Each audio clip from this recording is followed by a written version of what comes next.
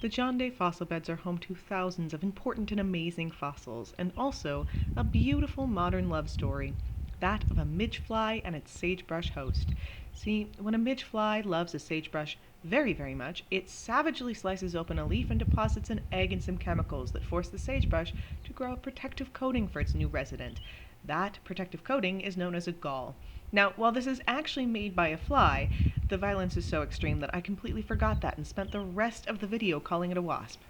Whatever. This is about statistics, not biological accuracy, and anyways, if the midgefly wanted to be called a midgefly, it probably shouldn't have evolved to be such a wasp about this whole situation. So I have a question for you.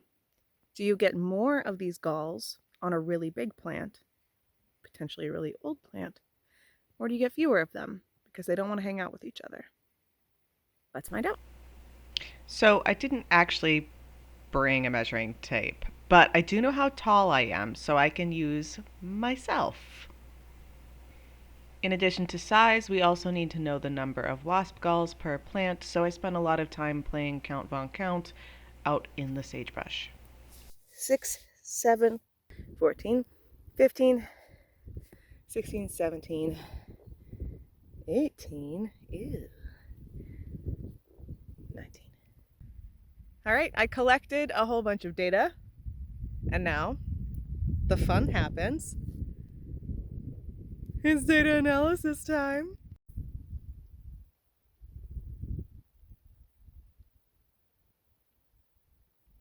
To get started, you're going to need to import our data set, which I have called sagebrushbabies.csv. As I import it here using the read.csv function, I'm going to call it SBB for short. You can call it whatever you like. Now that the data is imported, I want to look at it just to make sure that the trend that I measured, is actually visible. So I am going to look at a really basic, very boring scatter plot using the plot function in R. So galls are my y-axis, and then height is my x-axis. And my plot window is too small, so I'll just make that a little bigger. Beautiful! What a gorgeous trend. It would be nice if we had a line on there to illustrate it a little further. So I'm going to use the AB line function with the LM function embedded. The AB line function draws the line, the LM function tells the AB function what line to draw. Whew, that was really hard to say, but oh my gosh. Wow, the payoff. Am I right or am I? Yeah, okay. Anyways, I didn't actually want to measure just height. I wanted to measure the area or the size of the sagebrush. I guess I kind of pictured them in 2 dimensions because I only took 2 measurements, height and width, but we're going to multiply them together to equal sagebrush area. So that's what this little function is here. And just to double check, I want to plot it out again to make sure that I didn't somehow screw up measuring this data. So I'm going to plot area, not height, Megan, area by galls, just to double check. And I'm going to add on a new AB line even before I run it. Wow, planning, amazing. So AB line function with the LM function embedded inside of it, just to double check that there is a trend. And wow, whew, beautiful. All right, now that we can actually see our data, we are going to run a model. So I'm going to call this it's a basic linear model, and I'm going to call it all.babies. Nope, just kidding. I'm going to call it bubbles. I'm going to call it bug babies. Bug babies. Wow. Really important moment of decision making there.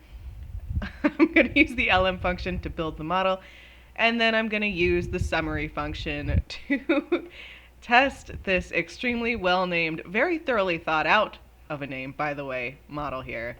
Summary bug babies. And now look what we've got. Just a whole bunch of R vomit into the console. Amazing. I know that R vomit can be kind of overwhelming, so let's look at the most important points, which is the coefficient table, and then also our R squared value. And honestly, even that can be a little overwhelming, so let's crop that coefficient table down. Now all we have are the estimates for the intercept and for the slope, and we have their p-values on the right-hand side, which are both very small, which is good. Hey, bud! Ah! Hey, bud!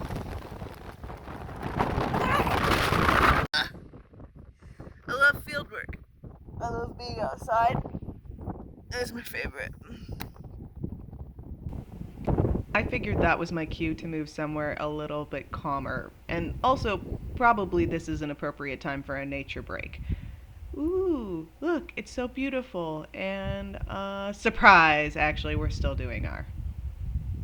A significant value for the slope means that it has been tested against an average slope of 0, and it's different, which is good, because if you have an average slope of 0, that means as x gets bigger, y doesn't do anything. Y does whatever it wants, and there's no relationship whatsoever.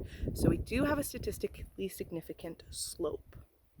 This r-squared value tells us exactly how much of y, or the number of wasp galls, is explained by x, or the size of the plant. And you can see that it's not 1. 1 would be 100%. -1 would also be 100%. It means that it explains some of it, but it doesn't explain all of it.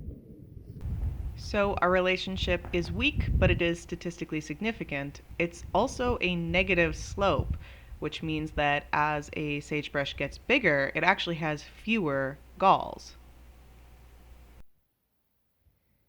So why is this? Well, it could be a lot of things. The first thing that comes to mind, of course, is that if you're bigger, maybe it's harder for these galls to form on you. But could also be the opposite direction. Maybe if you get infested with a whole bunch of galls, it's hard for you to grow because you're putting all of your biological energy into a bug that is growing inside of your leaves.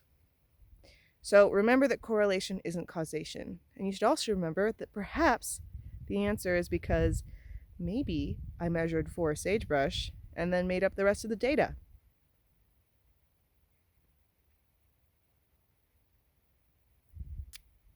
Maybe.